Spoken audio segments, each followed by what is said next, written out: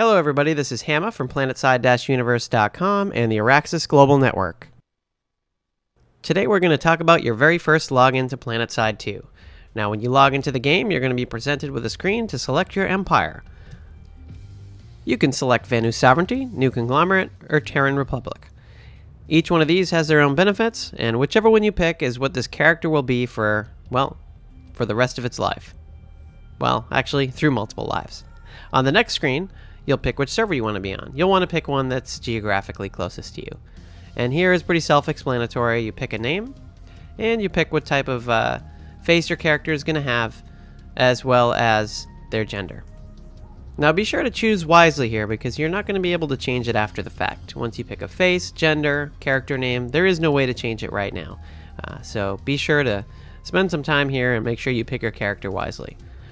As you move in the next screen, you're going to get the first new player experience. You are moments away from being dropped from orbit into the thick of the fighting. Remember, you are part of the Vanu Sovereignty. Your foes will evolve, or they will perish. Good luck.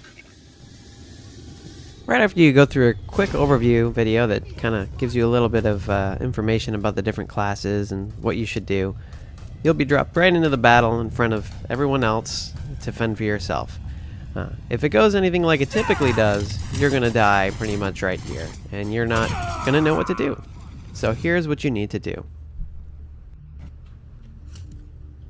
Shortly after you die and you see who killed you, you're going to be presented with this screen, which shows you a variety of spawn points, most of which you probably won't understand when you first log into the game. So I'm going to go ahead and freeze frame it here for just a minute and go over what all these mean. So the ones at the top are sunders, which are vehicles that are deployed by players.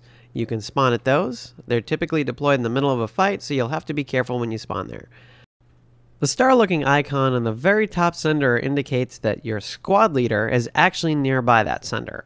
That can be useful if you're not sure where your squad is. It helps you to get closer to them. The next one is Not Substation, which is basically a substation of the base you're at that's called Not. The one after that is Gray Heron Shipping, which is actually an outpost. Those are small bases that you can spawn at, as well as the Geological Survey Camp, which is the same thing. Cerro Listening Post is actually a tower, which you can spawn vehicles and things like that at. So you can see along the right side there's a listing of icons as well as a distance the spawn point is away from you. The icons actually indicate the various services that are provided at those spawn points. So you can see there's a gun there. That means the only thing that you can get there is an inventory station. Then you can see that there's vehicles as well as air vehicles and tanks.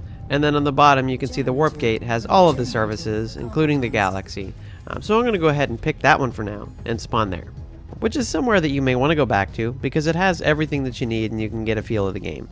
First thing you're going to do is run up to that terminal there. That's an equipment terminal. You can pick your class, change your weapons, and things like that. The next one is a vehicle terminal. Obviously, you can pick a different vehicle here and customize it as well. And then next up is an air terminal. Same here, except air vehicles. And last up is a galaxy terminal. Now I'm going to go ahead and freeze frame this here a little bit. As you can see at the bottom, there's some resources. There's aerospace, mechanized, and infantry. All those different resources are used to purchase aircraft, ground vehicles, and various infantry items, such as grenades, which you'll have to resupply.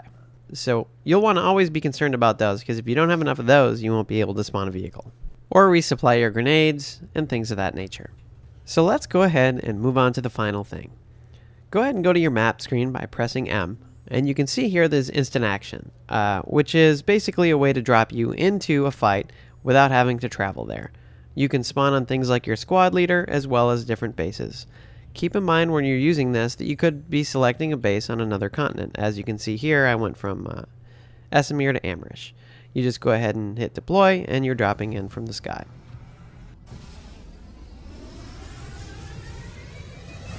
Now that you're prepared and you know what to expect, you can drop right in and start killing enemies.